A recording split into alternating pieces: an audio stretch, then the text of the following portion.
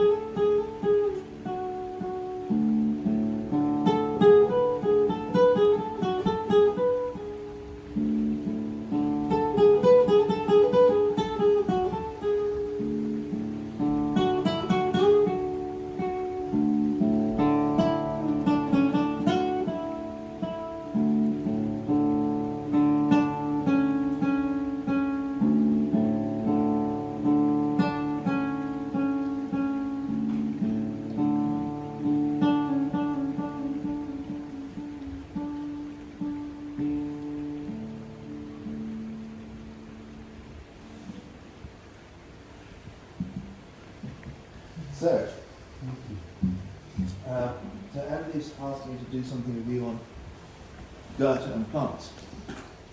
So that's what we're going to do. And I think you've read something on Goethe already, haven't you? Let's have a pop-up. What do you remember about Goethe? What struck you about Goethe? Based on what you read. Just a word or two. Not a big spiel, just cool guy, maybe a bit more detail than that. Proto-ecologist. Sorry? Proto-ecologist. Proto-ecologist, yes, that's good. Yeah, proto-ecologist. Another couple, 2 or 3 just pop-ups. Proto-ecologist, thank you. Nice. Artist. Artist, yes. Oh, nice. Proto-ecologist, artist, this is good. Poet. Yeah. Sorry? Poet. Poet. That's it. Yeah. Anything else? Colour theory. Colour theory, yes. Okay. Well, that's a good start. So you already know, you have some introduction to Goethe. And he was all of those things. He was a proto-ecologist. He was a great artist, a great poet, the Shakespeare of Germany, especially for his Faust. But actually, he mostly wanted to be known for his science. And people thought, well, hang on a minute, you can't be a poet and a scientist. It's impossible. You're either one or the other. But he was both.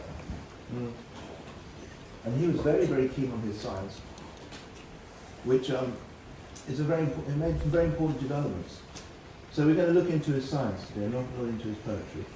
But of course, his science is a poetic science.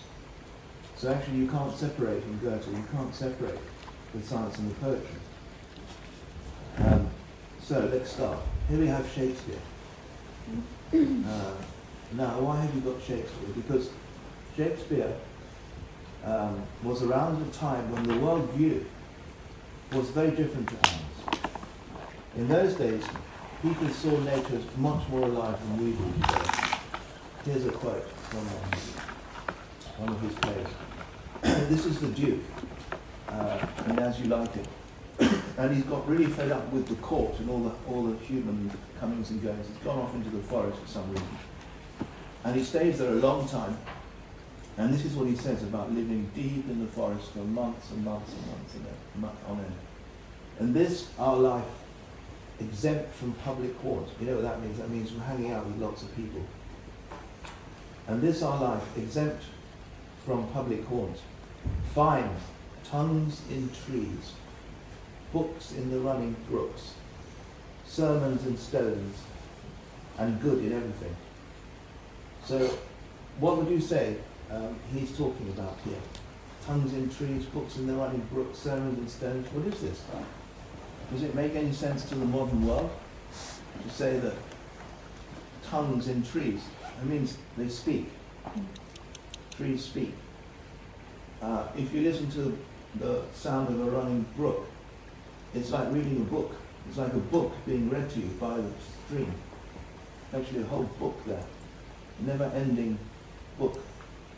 And stones, you pick up even the smallest little stone, it gives you a sermon. Now this is the view we need to rediscover. I think I would say, and I think most of us at Schumacher College would say, we need to rediscover this if we're not to destroy the planet, which is of course what we're doing very well. Our culture needs to rediscover this bloody fast, very fast. Otherwise you've had it. And the thing is that Goethe can really help us get there. There's a huge gap for us between there and here, especially for a scientific, an ultra-mechanistic scientific culture like ours. The gap is immense. It reads nice, very nice, tongues in cheeks. But to actually experience that is not easy in our culture. So Goethe is going to give us a hand with this. But before we go to Goethe, we have to have Jung. Because if we're talking about a shift in worldview, we're really talking about the psyche. I mean, where else does your worldview happen? Does it happen in your fingernail, in your glasses? No, it happens in your psyche. So there's another thing Western culture has ignored, that the existence of psyche is something it denies. Even Daniel Dennett, he says, oh, consciousness is just nothing, it doesn't really exist. Jung's the opposite. He was an expert in the psyche, and he basically uncovered the fact we have 4 ways of knowing. And this is going to be very important for an intellectual understanding of Goethe. And then for getting into the experience of Shakespeare, tongues in trees, etc. So we have our intuition. Intuition tells us where something has come from and where it's going. And we seem to know that kind of thing straight away, with no thinking required. And opposite to intuition is our sensory experience of the world. So touch and taste and all these senses that we have. So it's our direct reception of our sensory experience. We can't do anything about receiving sensing, and we can't do anything about receiving intuition. They're almost beyond our control to some extent. They don't evaluate, they just receive, they're receptive. Whereas the other 2 modes of consciousness aren't. We have our feeling. Now this is very important, feeling, and particularly in Goethean science. Feeling is not about emotion. I wish Jung had used a different word. He should have used, I would suggest, valuing. So for Jung, feeling is evaluative because it evaluates the quality of something.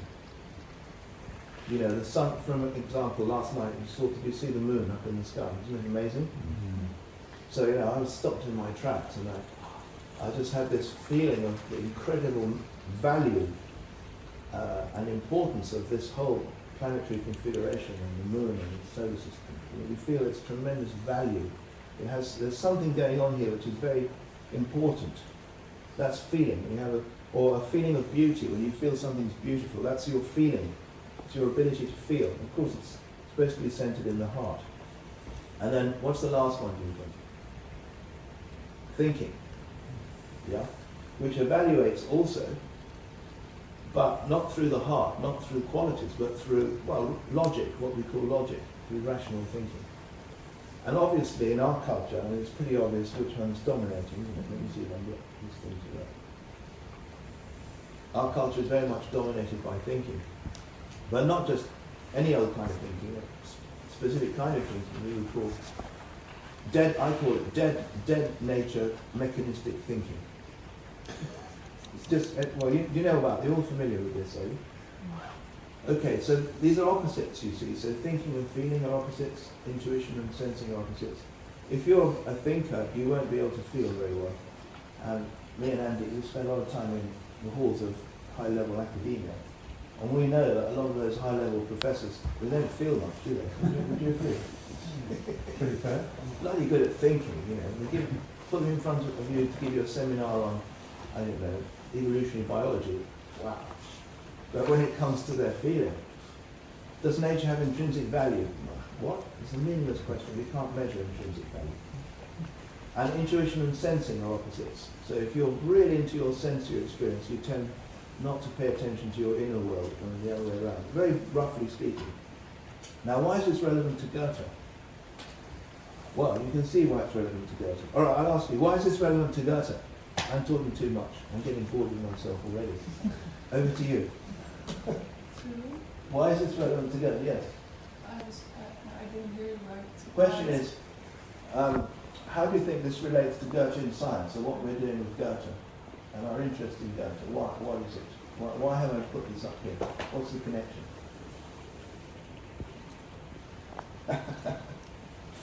Go on. Don't be shy, don't be shy. He brought in intuition and feeling. That's it. Yeah. We want to, with Goethe, we don't want to stop thinking. Well, actually, it would be nice to stop thinking, to be honest with you, for a while. And we want to really relate to nature with these three functions primarily, with our, especially our feeling, and our sensing, and our intuition. I mean, and thinking coming later, but to begin with, the focus with Goethean science shifts into sensing, feeling, intuition. I mean, if you wanted to choose two of the functions, then maybe it would be these two.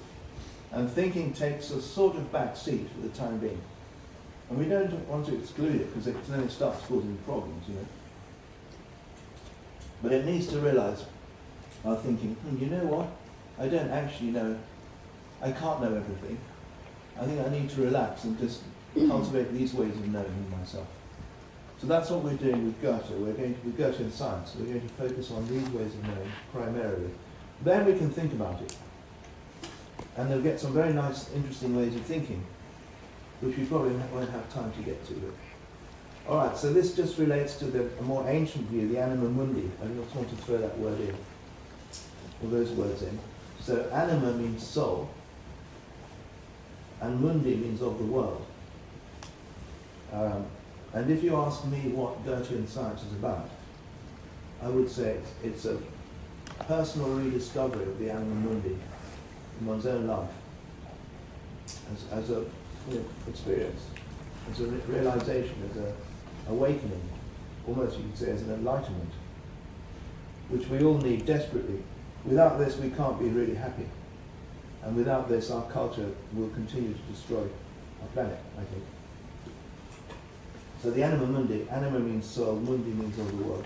Soul of the world. And this is symbolized by this spiral. You see that there's a mysterious source of things. Yeah. And then it spirals out and diversifies into ever more forms of life, more and more complexity, more and more forms and ideas and beings and species. But it all starts from this mysterious source. So the whole thing is the anima mundi. And all the indigenous cultures of the world, all over the world, they knew this. This is our birthright. We're born with this. Children have it right from we all have it. Children, you can see it with children. I mean, they hug trees, they talk to rivers, you know, they wave goodbye to the sea when it's time to leave. They're animists.